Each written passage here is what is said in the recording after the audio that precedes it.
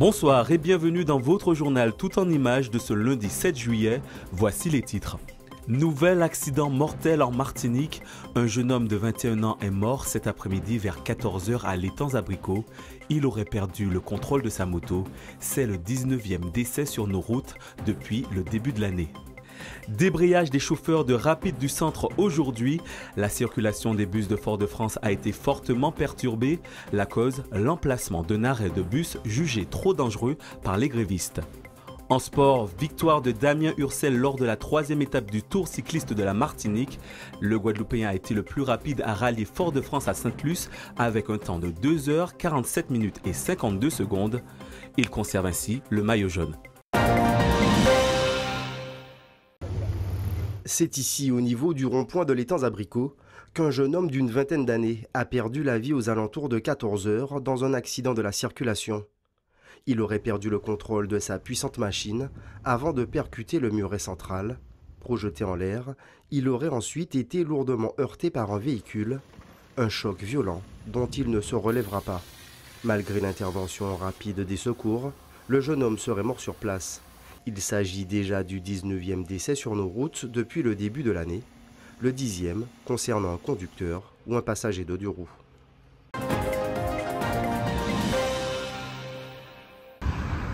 Depuis plus d'une heure, Mohamed Ali et sa compagne attendent le bus dans cet arrêt à Shellcher. Une attente inhabituelle. Je vais à Terville et d'habitude, j'attends à 17 j'ai un bus et à 47 j'ai un autre bus qui passe. Mais aujourd'hui, je suis là depuis 11h55. Il est déjà 13h15. Il n'y a toujours pas de bus. C'est embêtant effectivement parce que on est coincé ici, on peut pas faire nos occupations. Donc forcément, ça nous embête. Un retard principalement dû à l'emplacement et l'aménagement de cet arrêt de bus situé à la Pointe-Simon à Fort-de-France. Qualifiés de dangereux, certains chauffeurs de Rapide du Centre ont débrayé aujourd'hui. On a mis un arrêt au terminus du TCSP, parce qu'ils appellent un arrêt, mais c'est un panneau de signalisation que vous voyez, et que l'aménagement ne s'est pas fait correctement, puisque normalement un arrêt exige qu'il y ait un zigzag en jaune, ce qu'on appelle en général un zébra. Donc là on a fait la demande, et ce qu'on voit c'est qu'on nous met une note de service pour nous obliger à faire l'arrêt, alors que le lieu n'est pas aménagé pour ce faire. Et les passagers descendent, ils passent devant le bus et il y a des voitures qui dépassent le bus.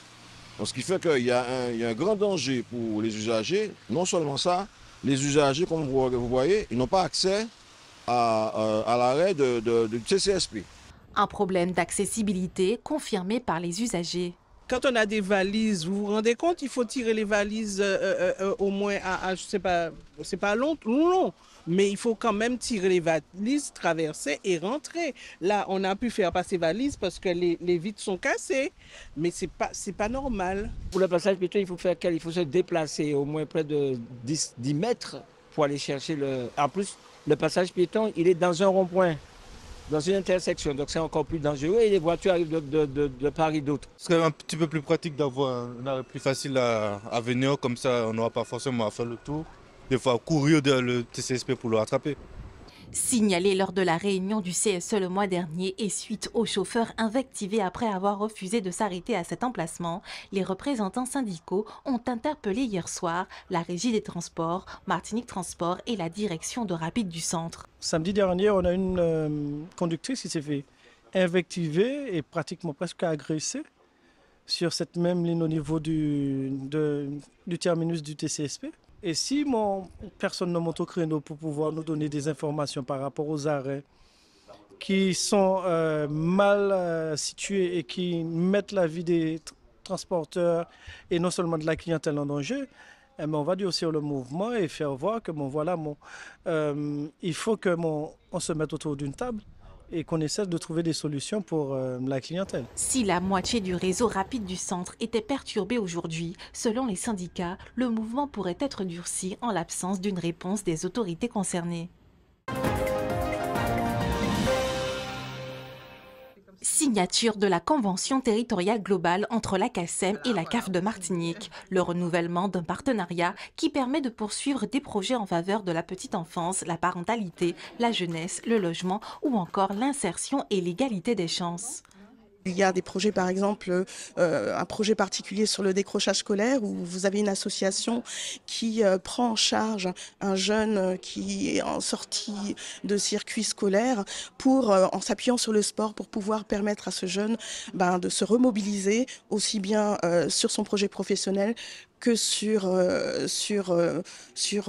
toutes les difficultés qu'il peut rencontrer. Donc c'est un projet intéressant parce que l'association est en partenariat avec la MILSEM pour pouvoir aller au plus cœur et toucher les jeunes. Nous avons un beau projet qui est une crèche à VIP. Crèche à vie qui signifie c'est une crèche qui permet d'être ouvert à des heures modulables pour permettre aussi aux personnes en recherche d'emploi de pouvoir se libérer.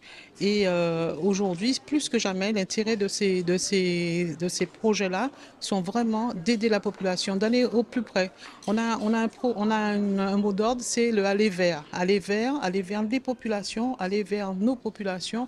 Et je crois que la caisse d'allocation familiale, en dehors de payer des prestations légales que nous connaissons tous, qui est les allocations familiales, met encore des moyens en direction des EPCI, des partenaires, des communes, de tous les territoires. Repos bien mérité pour Sophia Legagneux, major de l'Académie de Martinique au bac filière générale pour l'année 2025, mais repos de courte durée. Dans 2 jours, elle quittera la Martinique et s'envolera pour Rennes où elle entrera en classe préparatoire. En attendant, ses amis ont préparé une journée très spéciale. Aujourd'hui, c'est particulier parce qu'on s'est dit qu'on allait revoir justement tous nos souvenirs, toutes les photos et les vidéos des 3 ans passés ensemble. Donc c'est vraiment le moment nostalgique. Et ça va faire revenir des souvenirs joyeux, parfois peut-être tristes, mais où on a toujours été ensemble. Donc c'est vraiment un moment important pour moi, parce que c'était 3 années très spéciales. Et donc je suis vraiment contente de pouvoir faire ça avec mes amis. Avec une moyenne de 19,12 au baccalauréat, option physique-chimie, Sophia a obtenu les meilleures notes de toute l'académie. Pourtant, c'est avec beaucoup d'humilité qu'elle revient sur son parcours. Moi, je pense que peu importe ce qu'on fait, le plus important, c'est vraiment d'être régulier et d'être constant parce que ça se fait pas en un jour.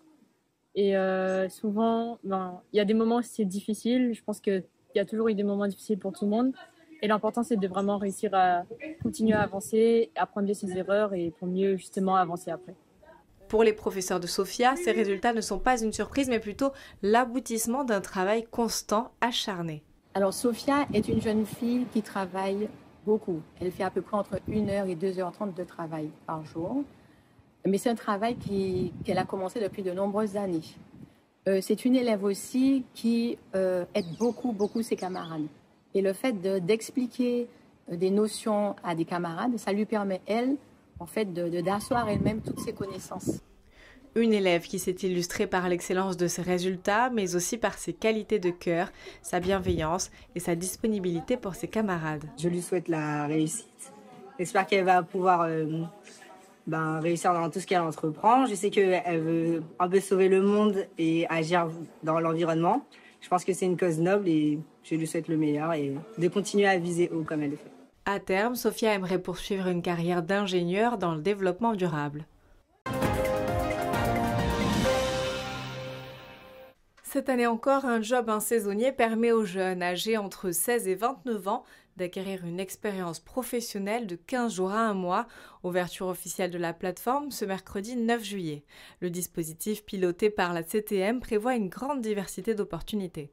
Alors, cette année, les jeunes pourront bénéficier d'une immersion, donc avec un statut de stagiaire finalement dans les différentes entreprises pour pouvoir découvrir le monde du travail et à travers plusieurs offres qui sont proposées actuellement sur la plateforme. Donc, on invite l'ensemble des collectivités, l'ensemble des entreprises privées, publiques, à faire rentrer leurs offres de manière à ce que mercredi, l'ensemble des jeunes puissent avoir un état très précis des propositions et des offres sur lesquelles ils pourront émarger.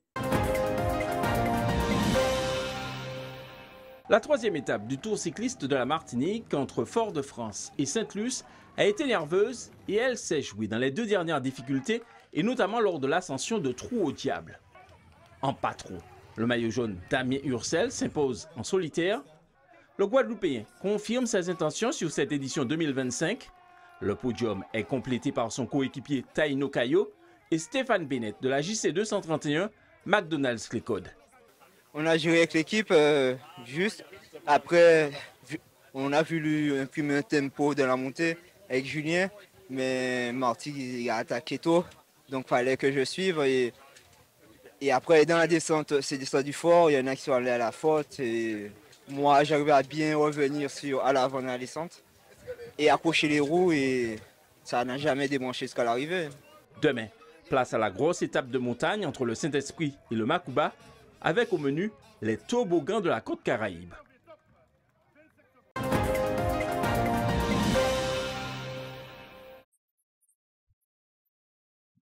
Ce dimanche, le Ladies Break Festival aura rassemblé des milliers de femmes autour d'un événement à la fois musical, artistique et de bien-être.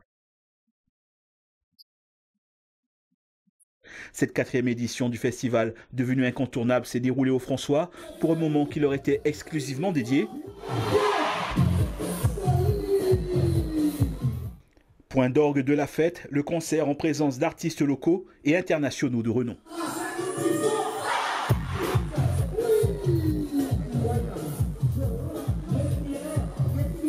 Très important d'avoir un moment pour les femmes, puisqu'on est tout le temps dans les mêmes choses, la routine, et avoir un moment entre femmes pour vraiment profiter, c'est vraiment très important. L'ambiance est géniale, c'est féminin, c'est souriant et on se sent en sécurité, c'est super. On est comme une famille et c'est super.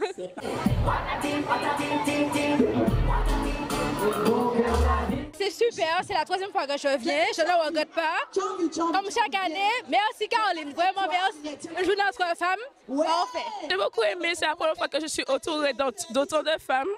Je trouve que la vibe est là et on s'amuse bien.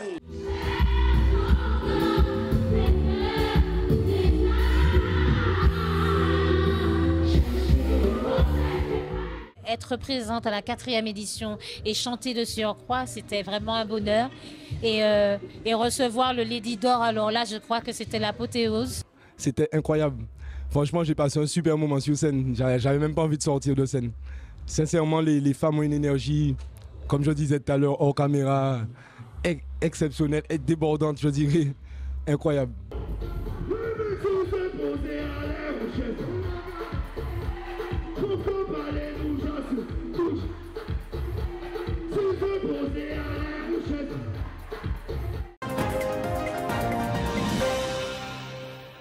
Si vous souhaitez donner votre sang, les camions de l'EFS seront présents au parking de la place Lafayette à Rivière-Salée de 8h30 à 17h30. Vous pourrez aussi vous rendre à la Maison du Don à l'immeuble Fils de Dillon à Fort-de-France de 11h30 à 17h30.